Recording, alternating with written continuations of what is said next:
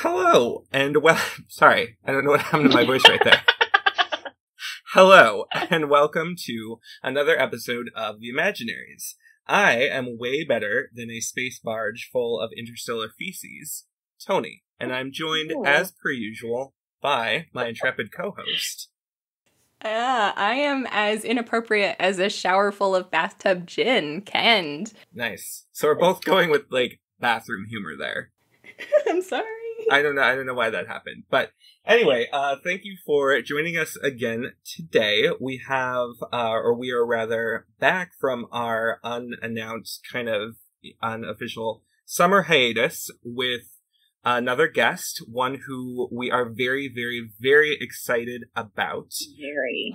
So we will just jump into the episode. So, Mary Robinette Kowal is the author of the Glamorous History series, Ghost Talkers, and the Lady Astronaut duology. She's a member of the award-winning podcast Writing Excuses and has received the Campbell Award for Best New Writer, 3 Hugo Awards, the RT Reviews Award for Best Fantasy Novel.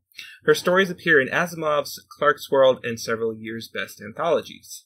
Mary Robinette, a professional puppeteer, also performs as a voice actor as part of SAG and AFTRA, recording fiction for authors including Seanan McGuire, Cory Doctorow, and John Scalzi. She lives in Nashville with her husband Rob and over a dozen manual typewriters. You can visit her at maryrobinettekowal.com. Hello. Welcome to the show, Mary Robinette. And am I correct in saying that your first name is Mary Robinette, like together? Those go together. Yes. Yeah, I am named after both grandmothers. So, yeah, I'm very Southern. So it is Mary Robinette. But for decades, I had given up on getting people to call me that and just used Mary. So sometimes you will still hear people call me that. Because it had just been exhausting. And then I turned 50 and I was like, you know what? That is my name. I'm going to make you all use it. Yep. Amazing. Well, Tony, if I could kick us off, I actually spoke. So a little backstory here is I'm a librarian, and I have been trying to sell people on your books ever since they came out. The Lady Astronaut duology specifically has come out while I've been in my current position. And it has only ever received complete and utter love from our community in Northwest Virginia. And so I stumbled across the first person that I ever recommended the book to as a librarian, and I got her to kind of go on the record to say a few words and ask you a question. So I thought we could maybe kick it off with her, with Sandy. Is that all right, Tony? Absolutely, yes. Is that all right, Mary Robinette? Absolutely. Hi, Mary. This is Sandy. Just wanted to let you know I thoroughly, really, really enjoy your books, and I can't wait till the new ones come out. And my question was, when are they coming out? Because I'm ready. Thanks again for all your wonderful books. I am writing a third book in the Lady Astronaut universe, which is a parallel novel to The Fated Sky. It's called The Relentless Moon. It'll come out in the summer of 2020. And it takes place at the same time as the events that are going on the Fate. And, when Elma is on her way to Mars, this is the stuff that is happening on Earth and at the lunar colony while she's gone. Cool. Amazing. Thank you. And I will pass that along to Sandy as well. She will be very excited to hear that. So let's start with intersectionality, because that's what I think we initially, when we first sent our first email, we were like, hey, let's talk about this. Let's talk about this. So when I first came to the Lady Astronauts duology before Fated Sky, so thinking about, just picking up Calculating Stars, it could have been, given the time at which you placed it, it could have been kind of like a white feminist exploration of, the themes that you ended up covering. But it's not. It's as much as it is about sexism, it's also about racism. And you have a lot of, deeply uncomfortable for Elma discussions about racism. And I think part of the reason that intersectionality is so effective is that Elma's uncomfortable and doesn't quite know how to deal with these things and is figuring it out. So that's a long way to say, why was that important to you? Why did you want to incorporate that specifically in this series? So, since the books are set in the 1950s, the first one begins March 3rd, 1952. It's running right along with the civil rights movement. So, if I just ignored that, the books would be wildly unrealistic. Mm-hmm. And so, for me, it's less that I felt like it was important to talk about these things, mm-hmm. and more that I felt like it was important to not ignore them. Mm-hmm. And I think that so many authors do ignore it or avoid these topics of conversation, that it feels like that's what the books are about just because I'm including it. Right. The book is about an asteroid has hit the Earth and we need to get off the planet. What I'm doing is I'm allowing characters to live the actual experiences that they would live in that time period. Elma's particular journey and her conversations and coming to understand race reflects my own journey, and pretty much every conversation that she has is a conversation that someone else has had with me. Mm-hmm. So what you're seeing is the result of other people's emotional labor, and that is a gift that I'm able to give to my character. But like K. Tempest Bradford, Mickey Kendall, Nora Jemison have all at various points had conversations with me, and some of them are the in-depth conversations, and some of them are things that I observed them having with other people. But it felt important to me to not leave that out of the narrative, mm-hmm. in ways that it so often is left out. Mm-hmm. So just to kind of follow off of that, my immediate then instinct is to kind of ask then, what's next when you start tackling this notion of intersectionality in future works? Like, do you think that you'll tackle, queer civil rights in future works? Like what's next in the series that, as far as those conversations, you're interested to kind of unpack or add a new layer of? Yeah, I mean, I tried to, with Fated Sky specifically, it was harder to do with Calculating Stars because of the setting. But with Fated Sky, I was able to unpack some of the characters. Like there's a trans man on the way to Mars, who's not out because it is the 1960s. But trying to make sure that these characters are there and can have a lived experience. One of the things that I would say that I am interested in doing is not so much, like, I'm not sure that it is my place to explore what it is like to be a trans man or to be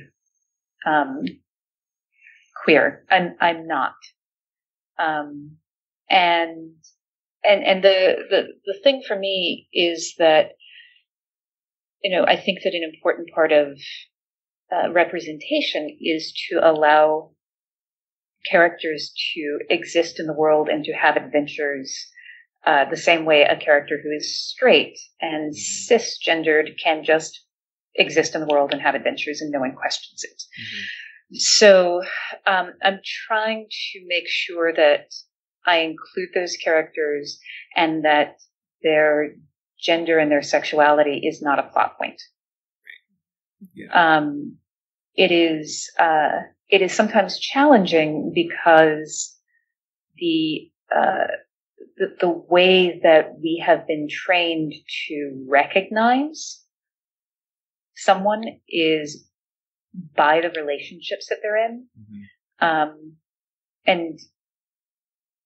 And I feel like people are allowed to be more than the relationships that they're in and the sex that they're having. So mm-hmm. attempting to signal those things in ways that are visible to a modern reader, mm-hmm. That are period appropriate and still have my characters allowed to just exist in the world without having it become a plot point it can get a little challenging sometimes. But it is it's I feel more appropriate for the kind of for who I am as a writer than for me to say, well, what is it like? Yeah. I, who am not queer, to be queer in the 60s. I'm like, I don't. Like, there are people who are writing those books, and they're writing them really well. Yeah. Mm-hmm. Mm-hmm. Yeah. One of my favorite tweets of all time is actually the one that you have pinned to the top of your Twitter feed, which is that it's not about adding diversity for the sake of diversity. It's about subtracting homogeneity.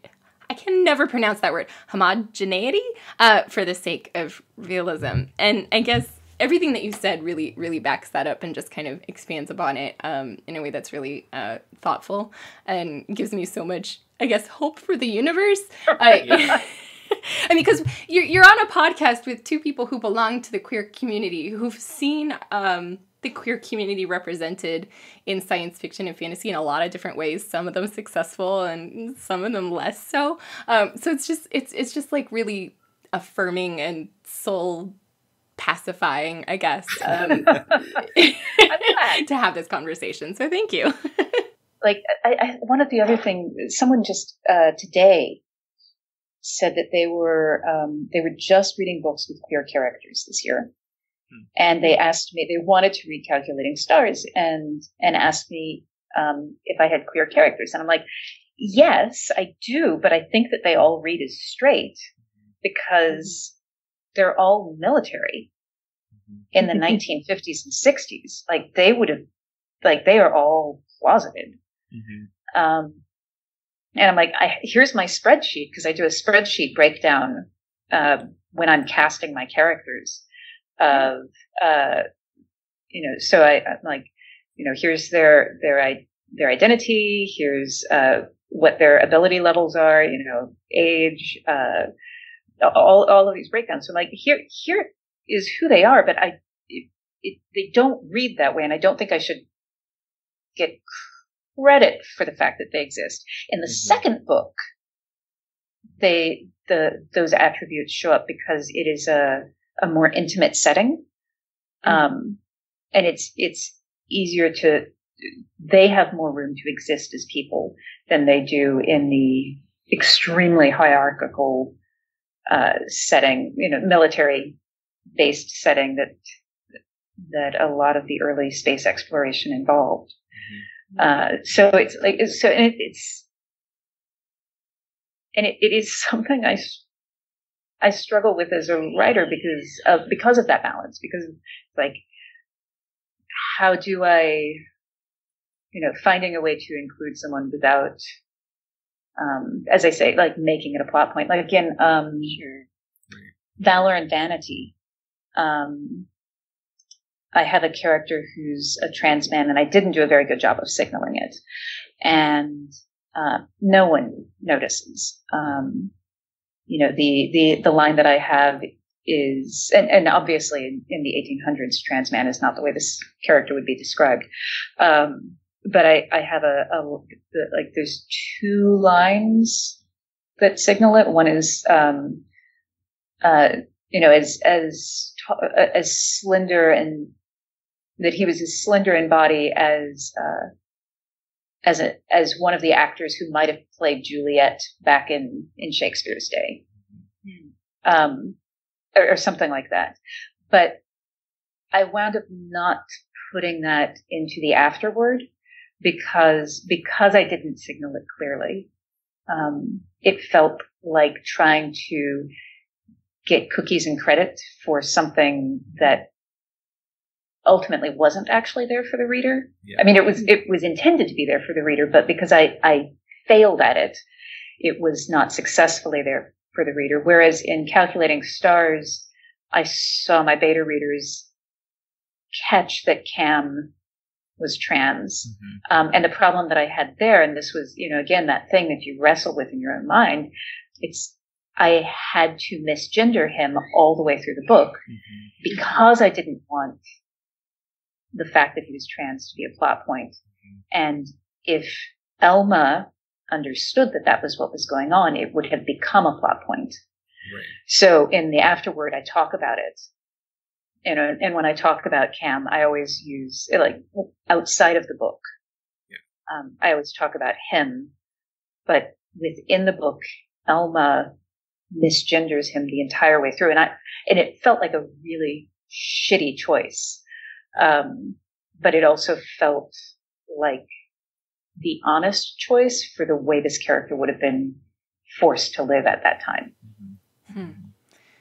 Which, history did often present some pretty severe challenges, to put it lightly, for those who were trying to live out their identities.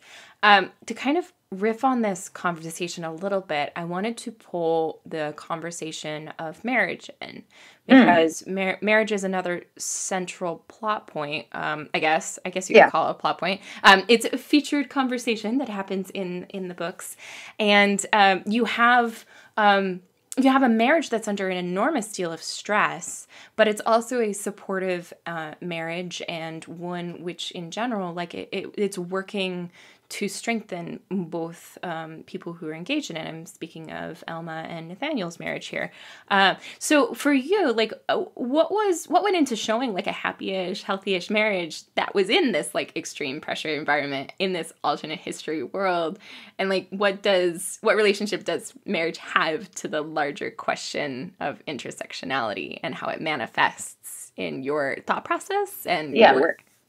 So there's a couple of things going on there. One is that because the novelette, The Lady Astronaut of Mars, exists, and Elma and Nathaniel are a committed couple 40 years down the line, that meant that, that I knew that that's the future I'm aiming for. And when I went into the book, one of the things that I knew absolutely was that regardless of the other stresses that I was placing on the character, their relationship was never at risk. What I based it on was actually my relationship with my husband. And every time someone's like, Nathaniel is too good to be, he's perfect, he's too good to be true. And I'm like, he's not, actually. He's a workaholic. He's married to someone with an anxiety disorder, and he manages that. Like, one of the reasons that he will back off in an argument is because he knows what is happening to Elma. But he's definitely not perfect. He leaves his socks around and other things. But like the reaction that I always have when they're like, "Oh, I don't believe he's too perfect. This relationship doesn't exist." I'm like, I feel very bad for the relationships that you have had, dear reader, because this is pretty much the relationship that I have with my husband. There's tension sometimes. We don't always agree on things, but like when. We mentioned that I'm a professional puppeteer and that I do this audio stuff. We did the math. For the first 3 years that we were married, we were together 8 months because of my travel and his travel. And learning to maintain a relationship while also pursuing a career that you love. I wanted to model that. Because one of the things that I think happens with fiction is that we are built on narrative and the things that we internalize from the media that we consume. And there is so much media out there with these really toxic relationships. Like we don't model how to be in a committed, loving relationship where you don't have the same goal. And so I wanted to show that. One of the ways that I handle that structurally and totally cerebrally is that I treat the relationship as a character. So when you are thinking about a character, one of the things that happens with a character is that a character will undergo change. But it still is the same character all the way through. So their relationship changes, and that can cause stress and strain, and external things coming at them can cause strain on the relationship, strain on the character of the relationship. But it's never, is this character going to cease to exist? Is this relationship going to cease to exist? That's never on the table. It's great to hear your process, and I totally want to ask you. Well, I'm not going to do it yet. I have a follow-up question, but I have a follower-up question. But anyway, Elma's anxiety is, yes. Such an important thing, especially in Calculating Stars, when she's, reluctant to start going on meds. She's afraid of being found out. When she is found out, it certainly, drives things forward. There's lots of conflict around it. So, similarly to how racially charged things are and how you represented civil rights, how you represented intersectionality and race, why was this important to show off? Why show Elma's struggle with anxiety as well as, the shitty reactions people had to it? Yeah. There are a couple of layers of reason. There is a purely mechanical storytelling structure reason. And then there's the emotional writer reason. So I'll start with the emotional writer reason first, and then I'll talk to you about structure. Mm-hmm. I was not diagnosed with depression until I was 45. I'm 50 now. And in hindsight, I've been dealing with it my entire life. Mm-hmm. And the only reason that I went in was because I had been seeing other friends talk about it openly. I had been reading characters and seeing characters, and specifically I was writing a depressed character, mm-hmm. and realized oh, I'm recognizing myself in this. And so, and finally went in. And Elma's conversation with her doctor where she says, I think I have anxiety and I don't know what to do about it, is exactly the conversation that I had with my doctor. I said, I think I have depression and I don't know what to do. And she said, that's what I'm here for. Yeah. And I just all of the crying, there are not enough tissues in the world. Yeah. And so one of the things that I will sometimes do is gift my character with my own journey. Elma has anxiety, not depression. I have family members and friends who deal with anxiety in varying forms, but there's someone that I'm very close with who has pretty severe social anxiety disorder. Mm-hmm. And I had a Stetson Parker is based on a real person that I used to work with, mm-hmm. That a lot of Elma's specific anxiety moments are replicating times that, I would walk off the floor of the situation that we were working in, go into the bathroom, sob, mm-hmm. wash my face. And I'm not I'm a weeper at a Hallmark commercial, but not like this. Yeah. And then walk back out and keep performing. Yeah. And then a different person, in my 20s, I was working at a puppet theater and the artistic director was sexually harassing me every day.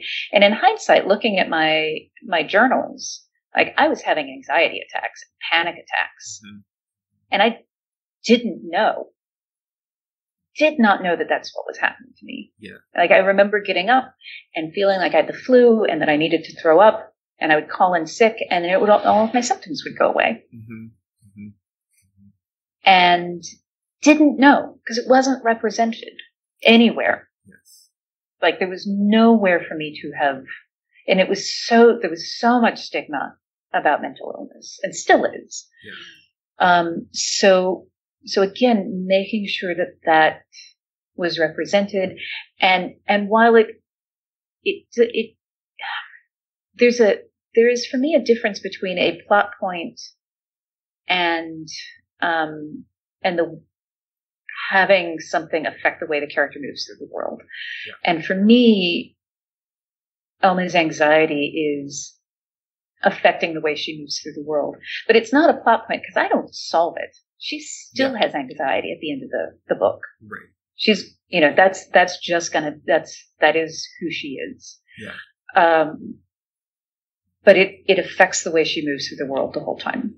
Mm-hmm. So that's the emotional reasons that she has anxiety. The completely practical structural reason is that since these books started with The Lady Astronaut of Mars, in which Elma is 63, and a caretaker, one of the things that I look at are the axes of power, because that affects the way you move through the world, right? Mm-hmm. So Elma has two axes that are at the low end of the spectrum. She's a caretaker and she's 63. When you go back 40 years, she's young, she's beautiful, she's in the peak of fitness, she's smart, she's not a caretaker. Everything was at the upper end except for the fact that she was a woman. Yeah. So I had to find things that she would have a different relationship with at the end of her life than she would at the beginning. And the two sliders that I could move without feeling like I was cheating were her mental health. So her relationship to her anxiety disorder is very different at the end of her life when no one recognizes her much anymore, and she's living in a small town, and has much better coping mechanisms than it is at the beginning of her life, right after a meteor hits. Plus, right. And also her relationship with religion, because that is something that changes over the course of our life. So in the original story, she's not Jewish, actually. That is something that I brought to her character for the novels. But it was something that I felt like fit well with her. And it was something that while I am not Jewish, I have a more of a personal connection to, so felt more comfortable using that area of lived experience than something that I have less knowledge or connection to. Yeah, got you. Well, but that's the totally mechanical reason that happens, the anxiety. Yeah. Well, thank you for sharing both the mechanical and the personal. You get the award for being the first person who's made me cry during a podcast. So, yay! Delightful and also very distressing because I don't know how to sniff quietly. So, in a common response to being emotional, I'm just going to kind of segue us into a slightly different topic, because we are talking about a specific place and time, in your life, but also a specific historical moment that you're tackling in the Lady Astronaut series specifically. But a lot of your works have been, I guess you could loosely qualify them as alternate histories. And I guess I'm curious, why alternate history and, why the past in general? What's enriching about that for you as you craft a story? Why a specific moment in the past, and why also dig into the past in general? So there's the adage that those who don't study history are doomed to repeat it. One of the things that is a truth universally acknowledged. History is doomed to repeat itself. So one of the things that happens with these patterns is that I find that when I look back and set something in an older period, that my readers can then look at the pattern from the past and apply it and extrapolate to the stuff that's happening in the modern world. Because these things keep happening. Like one thing that came up when I was working on the Calculating Stars books was I've got, all of the sexism that's happening to the lady astronauts. And I had someone reading it who happens to work at NASA. And he was like, wow, I'm so glad that these things don't happen today. It was really hard to read. And I was like, actually, some of those examples are based on things that happen to your colleagues, people that you work with now. And the look that went across his face as he realized that this was not a historic example, but a modern example, was like, no, that's why I write this stuff. That's why I include it. And the reminder that it's like these things keep happening. In the glamorous histories, I'm really talking a lot about gender roles in the glamorous histories because Vincent is doing glamour, which is supposed to be a womanly art. So he's getting teased for that, which happens to guys today. It's like if a guy's interested in sewing or something, even in the 21st century, he can get mocked for doing something that's not gender conforming while, it's like, but at the same time, when someone is getting mocked for doing something that's not gender conforming, like, doing something that's girly, when you look at who the top fashion designers are, they're men. Cooking is considered still a feminine thing. But the top chefs are men. When I, so it's this thing that keeps happening. And so I find that when I use a historic setting, that it removes some of the emotional weight of a modern conversation. And my readers are less threatened by the existence of that conversation. Yeah. I was thinking a lot about ghost talkers in relation to this particular conversation because Tony and I have had the pleasure of reading a number of alternate histories recently that deal with the World War II era, specifically like Nazi Germany, and so like Charles Strauss and Robert Harris is one of my favorites, and of course then Man in the High Castle has been adapted for a show, and so it's on a lot of people's radar. Like Lady Astronauts intersects with history at a different point than Ghost Talker does, but like why a different point in time for Lady Astronauts? Like, was there a significant moment that kind of piqued your interest and pulled you in for each one, or was it just a kind of a natural fit? Well, Ghost Talkers is not Nazis because it's World War One. Yeah. But why that? Because I was actually, what's interesting is with both of those is that they are the backstory of short stories that I wrote. Actually, now that I think about it, I'm like, actually, I don't have a really solid answer for this one.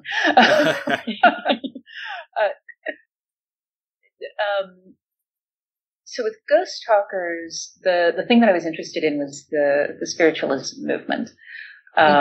And ghosts and our relationship to death and grieving. And World War One is a place where all of those things are happening naturally. So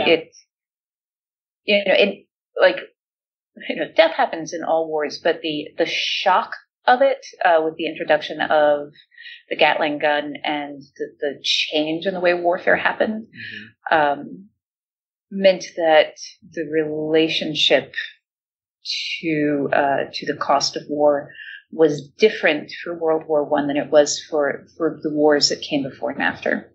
Yeah. Also because they had made the terrible choice of in Britain to get people to sign up, of telling people, if you sign up for this, you're gonna be with your buddies. Everybody from your village will all be in the same unit, which meant that if they lost a unit, that town lost everybody.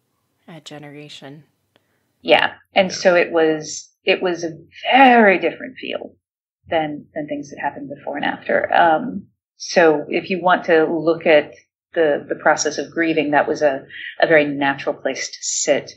With the Lady Astronaut books, I wanted to write, has nothing to do with anything other than I wanted to write stories set in the punch card era. Like, my dad worked for IBM.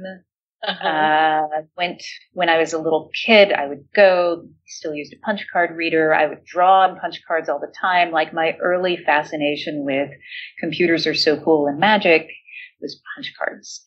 And I'm also like a Bradbury fan and wanted that sense of wonder and what we can do with such simple seeming, by modern standards, simple technology. Like when we went to the moon, we had I have more computing power on my cell phone than we had on the entire planet at that time. We sent people to the moon in basically a Jiffy Pop can. Yeah. And I was like, well, what could we have done if we were doing that and continued to throw all of that money at it? Like, where could we have landed? Yeah. Where could we be? So that was, that was why I was doing that. I sometimes also say that I wanted my Bradbury and my Heinlein, but with 100% more women and people of color. Yeah. Yes. Oh, that's great. It's brilliant. That's amazing. Oh man. Well, so the conversation about that we've been having about intersectionality and diversity, not for the sake of diversity, but for realism. For you, does history kind of provide you with new avenues to approach topics that and conversations, like the conversation around intersectionality, with like sort of a fresh arsenal, or maybe like a time worn or a practiced arsenal? Like for you, is history a language as much as it is and like a toolkit as much as it is like a place in time where things happen? Definitely, very much so. And also because, and I think this is the other thing about studying things historically, is that there is a tension that you create when you're doing an alternate history, a tension between what really happened and what could have happened. And playing with that tension is really interesting and nutty and just kind of fun to sink my teeth into. But one of the things that I find is that when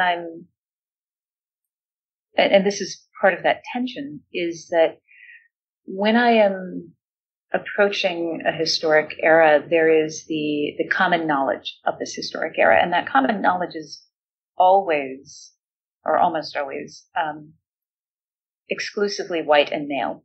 Yeah. So one of my starting points when I am sitting down to do something, and I didn't do this with initially with the glamorous histories, that came later, and was a realization because of writing them. But the thing that I do is I sit down and I look for the women and people of color because, and for the queer people, because I know that they were there and they've been written out, they've been erased. Yeah. So the first thing that I do is I go looking for them. And then that always opens up new and super exciting avenues to talk about the history, because, that it's like, we know what the white guys did because we've talked about it ad nauseum. Right. There's all of these other really cool people, like during World War I, the women who were doing, there were women who were doing, medical transport on motorcycles. These motorcycle riders. I'm like, no one talks about these incredibly badass women who are riding motorcycles at the front and absolutely invaluable to the war effort, but they just don't exist. Yeah. Thank you so much. Tony, do you want to do the outro? Sure. So thank you so much, Mary Robinette, for joining us today. This has been amazing. I know I've learned so much more about you, about your work. Like, I've thought about things in a different way. You made Kent cry, which is a good thing, I think. But anyway, this was amazing. Thank you so much for joining us. Thank you for taking the time. Yeah, it's delightful. Thank you so much. Best of luck in your future endeavors, and we've been wishing Elsie the best. Long distance. Oh, thank you so much. Yes. All right. Absolutely. Goodbye. Bye. Bye. Thanks. All right, and to all of our listeners, always, always, always, you can find us online at imaginaries.net. You can always connect with us on Twitter at imaginary_pod, or drop us an email at imaginarypod@gmail.com. And we're on all of the audio platforms, some of which I will forget, inevitably. But whatever podcast app you're using, plus iTunes, Stitcher, Spotify, SoundCloud, and YouTube. I did not forget any. So give us a listen wherever you like to listen, and we will be coming at you with more podcasts real soon. So join us then. Yes, thank you very much for spending the time with us. If you would drop us a rating or review on whatever podcast app it is that you use, or platform, not just apps, that would be wonderful. That would be like Christmas and New Year's rolled into one. You might even make me cry again, and I'd be happy to send you the recording of me doing so. If you are interested in learning more about Mary Robinette's work, please check out MaryRobinetteKowal.com. There are updates there on future work in progress. And of course, you can find Mary Robinette's work wherever good books are sold. We cannot recommend these books enough. They are so full of heart and so full of empathy and earnestness and just really incredible human moments, and also like a lot of fun, you know? A good rickrolling? A good a rollicking good time is what I was aiming for. And then I got the rickrolling. You do realize forever I'm going to refer to rickroll or to rollicking as rickroll. Yep. I hope you have a rickrolling good time, listeners. Thank you and peace out. Bye. Bye. 3, 2, 1.